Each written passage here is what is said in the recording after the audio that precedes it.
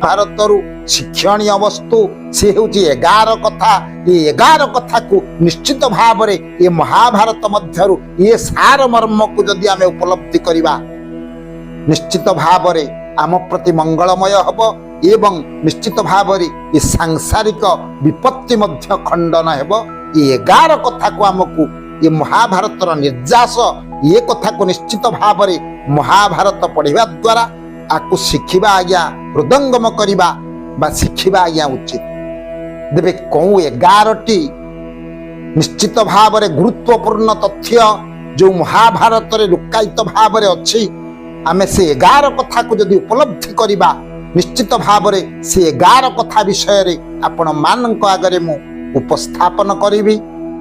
ये पवित्र पुराण रहस्य माध्यम आपण जो कथा वस्तु श्रवण करुचंती आसंतु जानिबा ये महाभारत मध्यरु कौ निर्यास कौ 11 गोटी तथ्य आपण मानक आगरे उपस्थापन करिबी जहाँ निश्चित भाव आमर शिखिबा उचित बा जानिबा उचित।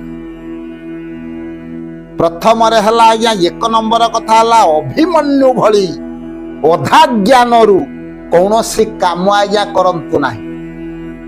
ये संसार क्षेत्र जो कर्म आपण संपादन करुचंती कौनसी तथ्य को बा कौनसी विद्या को पूर्ण भाव आहरण न करी कौनसी कर्म जदि आपण जो कौनसी कर्म रे आगे जाती निश्चित भाव आपण विपदग्रस्त हेबे तिले मात्र एथिरे संदेह नाही। ये महाभारत मध्यरु अभिमन्यु कार्यकलाप आपण माने एई कथा शिखिबे कौनसी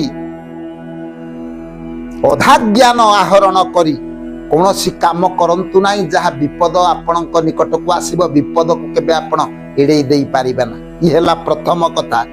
द्वितीय रहला आज्ञा युधिष्ठिरंक भली आपण जुआ खेलंतु नाही। धर्मराज युधिष्ठिर जानिथिला आज्ञा जुआ पसा खड़ा ये सर्वनाशर गुड़ा तथापि धर्मराज युधिष्ठिर आज्ञा जुआ खेल रे रहिलु जो जुआ खेल पाई हला महाभारत संग्राम जिते किछि कर्म घटिला सबु किछि आज्ञा कपट पसार खेल द्वारा ये सब संभव हला। तेणु ये भूल आपण माने करिवे ना।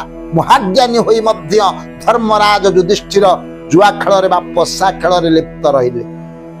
तेणु ये महाभारत आम एति शिक्षा करवा जे जो जुआ पसा खड़ा मनीष को सर्वनाश पथ को नहीं जाए से जुआ खेल आम निवृत्त रहिबा पसा खेल निवृत्त रहिबा। तृतीय रहला द्रौपदी भली अनुपयुक्त स्थान रे आज्ञा हसंतु नाही। जहा पाई महाभारत संग्राम सूत्रपात हला जेतेबेले मयदानव पुरी को जाइथिले आज्ञा दर्शन करिबा पाई पांडव कौरव समस्त आज्ञा परिभ्रमण करिबा को जाइथिले जेतेबेले मयदानव पुरी सेठी इमिति चाकचक्य भाव निर्माण करिचंती मयदानव जल स्थल आज्ञा भ्रम सृष्टि हब कौठी जल अच्छी कौठी स्थल अच्छी आपण मध्य जानि पारिबे ना। से दिन दुर्योधन से स्थल भाग रे इमिति चाकचक्य रे आज्ञा सेठी निर्माण करा जाइछि से पुरी को जल भाबी जेतेबेले वस्त्रटा को उठेइचंती ऊपर को बा टिकिचंती सेतिकी बेले द्रौपदी दृष्टिगोचर हला लक्ष्य पड़िला आज्ञा दुर्योधन जल भावी जिते पड़ी जाइछंती आज्ञा जल भावी भ्रम सृष्टि होइछि सेई मयदानवर पुरे हसी पकईथिले से दिन द्रौपदी कले अंधर पुत्र अंध भली कार्य करुछंती। एमिति वाक्य एमिति हसटा आज्ञा क्रूर होई गला द्रौपदी निकट रे टिके हस सेदिन आज्ञा गभीर रेखापात कला दुर्योधन अंतर मध्य कथाटा भारी बाधिला सूत्रपात हला प्रकृत रे सेई दिन ठारू अहमिका आज्ञा अहंकार आसिला दुर्योधन अंतर मध्य जाग्रत हला अहंकार आसी पहुंचला। तेणु प्रकृत रे उपयुक्त स्थान देखी ये जो अजथारे जो द्रौपदी से दिन हसिले सेइथिपाई आज्ञा महाभारत संग्राम आगो को आगे गला। खाली एतिकी नुह चारि रे होछि आज्ञा दुशासन परी नारी जाति प्रति बा मातृ जाति प्रति तमे असम्मान प्रदर्शन करना।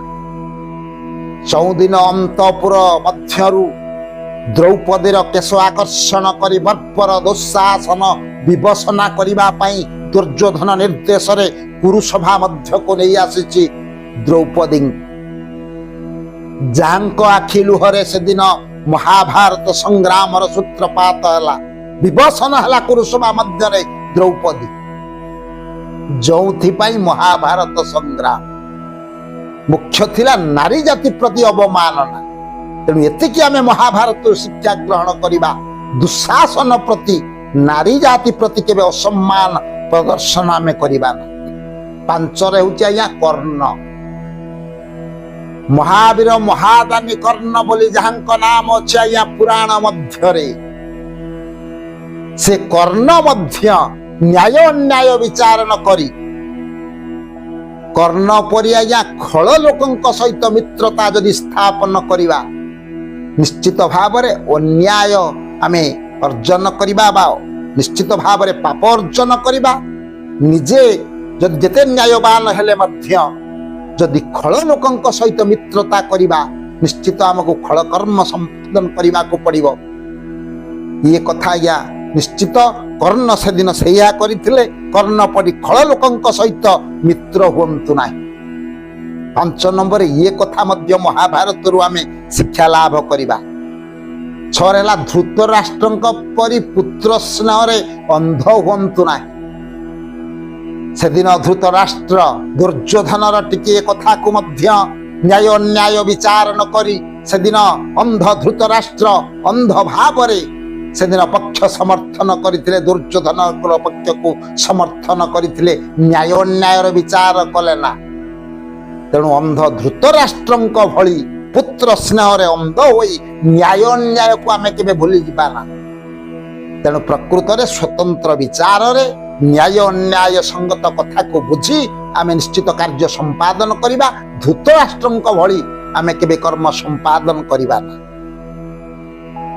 तापरे होची आया 7 नंबर दुर्योधनंक परि आया जिद्दी आमे हबा नाही दुर्योधन जो दिन अटल प्रतिज्ञा करिथिला 5टा पड़ा मागिबा पई भगवान कृष्ण पांडवंक उद्देश्य रे 5टा पड़ा मागिबा पई जते बेले जाइथिले जदि 5 खंड पड़ा से प्रदान करिथांते आ महाभारत संग्राम होई न थांता से दिन ई जिद्दी भाव रे मान गोविंद दुर्योधन अटल प्रतिज्ञा करिथिला बिना युद्ध सूच्यग्रे मेदिनी न करि विधान बिना युद्ध रे छुंची मन रे मुने भूमि मो प्रदान करि बिना तेनु दुर्योधन बळी जदि अन्याय भाव रे आमे जिद्दी धरिबा निश्चित भाव रे सर्वनाश आम पाख को आगे आस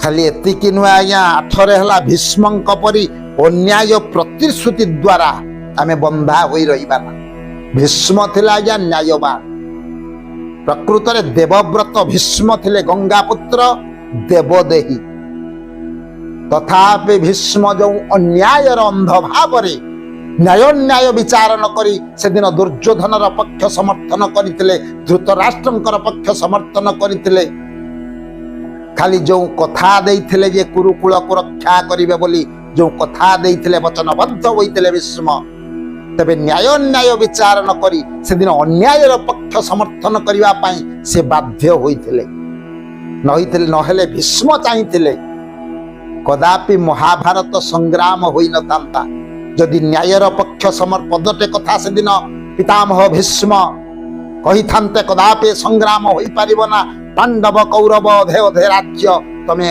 अर्धेक भाव रे बांटी नेबो दुर्योधनर शक्ति नथिला कि धृतराष्ट्रंकर शक्ति नथिला भीष्मंक कथा को एड़ेई दबार सामर्थ्य कारण नथिला दिन वचनबद्ध होई पितामह भीष्म अन्यायर पक्ष को सेदिन समर्थन करिथिले तेणु भीष्मंक भली ए प्रकार वचनबद्ध होई ए प्रकार भूल मध्य आमे करिबा ना ये शिक्षा में ये महाभारत निश्चित भाव रे पाइबा नर हेला अश्वत्थामांक भली क्रोधर सीमा टपी जाई न्याय अन्याय विचार न करी अजथारे से दिन या अनावश्यक सत्वे ब्रह्मबाण को छाड़ी जेते बेले ब्रह्मबाण को उत्तोलन करथिले परीक्षितंक उद्देश्य रे जेते बेले प्रेरण कर देइथिले निंदित होइथिले अभिशप्त होइथिले से दिन अश्वत्थामा तेणु अश्वत्थामांक भली क्रोधर सीमा पार आमे होबा नाही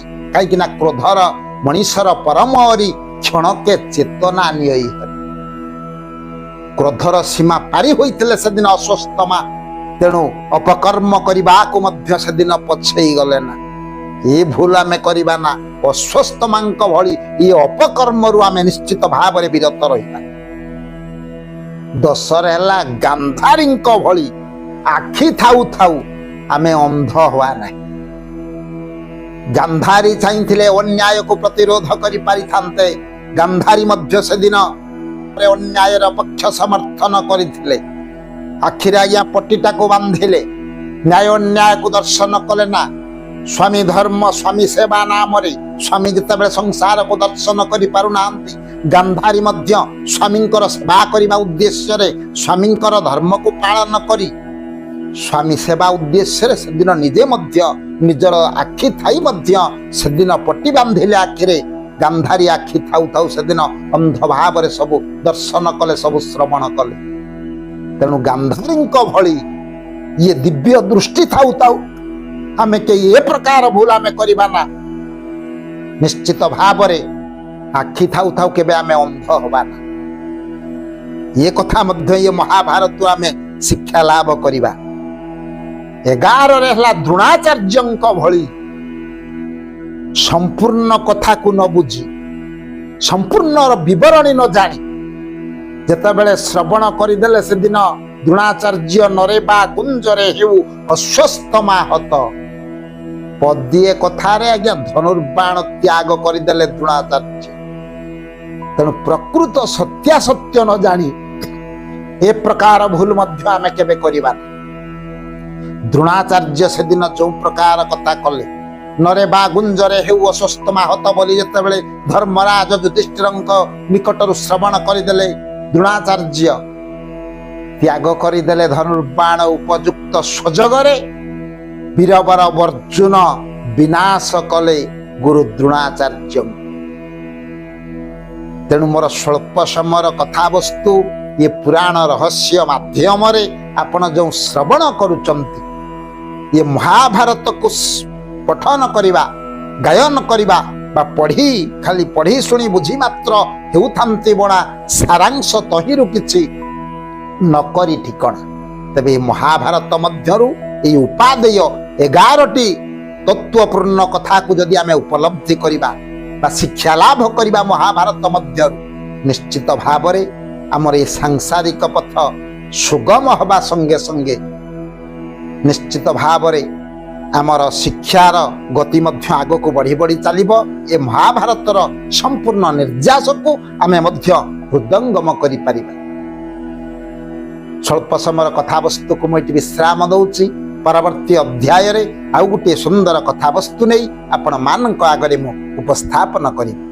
ସେ ସର୍ବେ ଭବନ୍ତୁ ସୁଖୀନା सर्वे सन्तु निरामया सर्वे भद्राणि पश्यन्तु